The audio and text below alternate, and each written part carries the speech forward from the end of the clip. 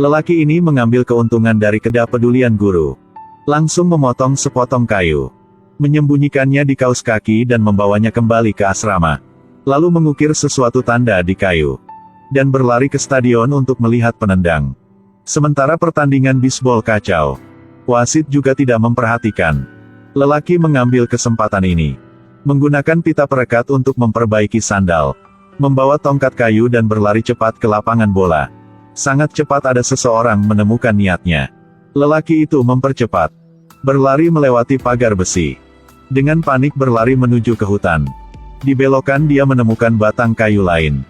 Setelah beberapa saat, lok kedua dan ketiga muncul lagi. Jadi ini bukan pertama kalinya dia melarikan diri. Penjaga keamanan mengejarnya. Tetapi lelaki itu masih tidak berhenti berlari. Seperti tidak ada niat untuk menyerah. Namun, pada akhirnya, masih dihentikan oleh penjaga. Lelaki itu menundukkan kepalanya untuk melihat kartu di tanah. Diam-diam menempelkan lok di tangannya ke tanah. Ya benar. Ini adalah ke-20 kalinya dia melarikan diri. Dia dibawa pulang ke kamp pendidikan. Dia ditahan dan tidak boleh keluar selama seminggu. Kemudian sipir perempuan ingin membiarkannya belajar bersosialisasi. Jadi membiarkannya berpartisipasi dalam suatu kegiatan. Itu adalah melatih anjing-anjing liar tanpa pemilik. Dia juga mengatakan bahwa selama dia tahu cara merawat anjing-anjing, dia akan tahu cara merawat dirinya sendiri. Pada awalnya dia tidak mengerti apa-apa. Tidak peduli bagaimana dia menyebutnya, ia tidak akan menjawab. Anjing itu bahkan tidak melihatnya dari awal sampai akhir. Setelah itu, lelaki itu mulai memberinya makan, membawanya untuk jogging di rumput, juga mencucinya dengan sangat bersih. Dan mereka secara bertahap mendapatkan kepercayaan satu sama lain. Karena untuk melatih anjing lebih baik, lelaki mencari banyak dokumen terkait, membaca banyak buku terkait tentang pelatihan anjing, bahkan membuat label nama untuknya.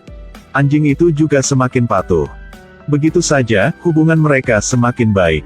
Setiap kali anak itu bersiul, anjing itu akan segera berlari ke arahnya. Dua jiwa yang kesepian, dianggap telah menemukan tempat untuk berbagi. Tetapi suatu hari ketika lelaki itu bersiul, nunggu sangat lama anjing itu tidak terlihat. Setelah bertanya kepada sipir, dia mengetahui bahwa anjing itu telah diadopsi oleh orang lain. Lelaki tidak bisa menerima ini. Jadi dia membalikkan kasur, memecahkan tempat tidur, mengambil sepotong kayu dan mengikatnya di belakang, menggunakan selotip untuk memperbaiki sandal. Ya benar, dia ingin melarikan diri lagi. Lelaki ini dengan terampil melintasi pagar. Dengan panik berlari ke dalam hutan. Dia memutuskan untuk mencari anjing itu. Dengan sangat cepat dia sampai di tempat yang pernah ditangkap penjaga sebelumnya. Dan penjaga itu juga nunggu dia dari awal. Kali ini dia bertekad untuk tidak kembali lagi. Dia lari ke dalam semak. Dan dia berhasil kabur. Kemudian sipir bertemu dengan saudaranya, menjelaskan bahwa dia telah melarikan diri. Karena dialah yang membawanya ke sini. Lelaki ini keluar dari tenda, menunggu setelah mal tutup, pergi ke bagian elektronik untuk mencuri penghangat. Tetapi tiba-tiba alarm berbunyi. Ditangkap oleh penjaga keamanan. Namun pada saat pengejaran, penjaga tersebut terjatuh. Dia juga mencuri sepeda motor orang lain. Melihat triknya langsung tahu bahwa dia adalah seorang pekerja yang terampil. Sedangkan alasan dia mencuri benda ini adalah karena dia ingin membuat nenek sedikit lebih hangat. Tapi mencuri itu tidak bisa diterima. Kakak laki-lakinya tidak ingin dia pergi ke arah yang salah. Jadi dia dengan enggan membawanya ke pengadilan. Karena lelaki itu masih di bawah umur, hakim harus memasukkannya ke kamp pendidikan ulang pemuda. Dia bahkan memberinya beberapa buku tentang aturan dan menyuruhnya untuk menghafalnya. Sehingga dia bisa tahu apa yang tidak boleh lakukan. Tetapi dia melarikan diri dari kamp pendidikan ulang karena seekor anjing. Saudaranya setelah tahu itu sangat marah. Beberapa hari lagi sampai ulang tahunnya yang ke-18. Tetapi jika dia terus membuat masalah, kemungkinan besar dia akan masuk penjara.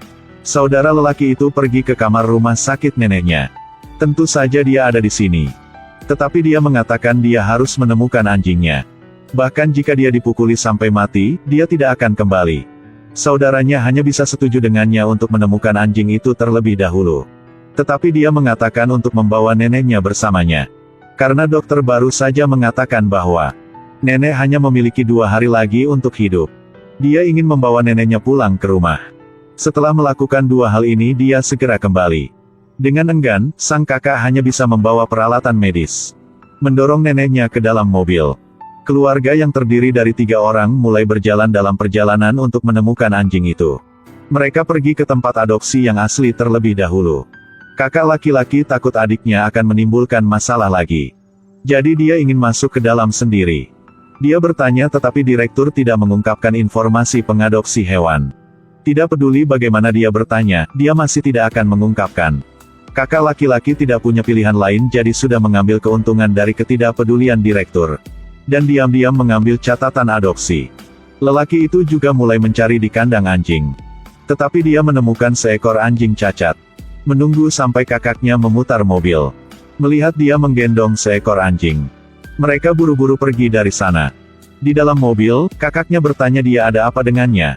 Dia mengatakan bahwa ketika dia menemukan anjingnya, dia akan segera mengatakan ada kesalahan di tempat asli adopsi. Dan kemudian menukar anjing cacat ini dengan mereka. Kakak laki-laki tidak tahan dengan cara berpikir adiknya. 2 bersaudara itu menemukan 3 tempat yang paling cocok. Ketika dia sampai di rumah pertama, lelaki itu memanjat tembok dan menulis seruling. Dia melihat anjing-anjing. Dia melihat mereka sebentar. Kemudian memberitahu saudaranya bahwa bukan rumah ini. Kemudian mereka cari tempat untuk berkemah. Bersiaplah untuk pergi ke rumah berikutnya besok. Di pagi hari, dia memberi neneknya obat. Menyisir rambutnya dengan rapi. Mengajak anjing berkaki 3 jalan-jalan. Menyelesaikan sarapan. Mereka melanjutkan perjalanan mencari anjingnya. Kali ini mereka pergi ke tempat barang rongsokan. Melihat seekor anjing yang suka tidur di dalam mobil. Tetapi sangat jelas bahwa itu juga bukan anjingnya. Sampai kedua bersaudara itu kembali ke mobil. Mereka menemukan bahwa situasi neneknya lebih buruk lagi. Dia bisa meninggalkan dunia ini kapan saja. Jadi mereka harus pulang duluan. Mencari seorang imam untuk mengurapi nenek. Mereka akan menguburkan neneknya di tempat yang sama dengan kakeknya. Namun, ketika mereka sampai di makam kakeknya, terkejut dengan pemandangan di depan mereka. Kedua bersaudara itu datang ke depan makam kakeknya. Tetapi di depan mereka hanya sebuah lubang besar. Imam memberitahu mereka bahwa kuburan ini sudah jatuh tempo setahun yang lalu. Abu kakek juga dipindahkan. Jika mereka ingin dimakamkan lagi di sini, mereka harus membayar lebih. Dia segera menawarkan untuk menjual mobil. Tetapi imam mengatakan bahwa kuburan ini sudah disewa oleh orang lain.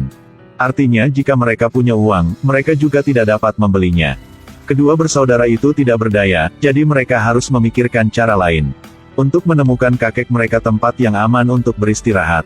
Karena untuk menghasilkan uang, mereka mengarahkan pandangan mereka ke peternakan sapi perah. Ada seekor sapi yang telah memenangkan penghargaan champion. Dan memiliki harga yang sangat tinggi. Kedua bersaudara itu pergi ke peternakan sapi perah. Menemukan sapi pemenang sedang mendengarkan musik. Lelaki dengan mahir membuka kunci.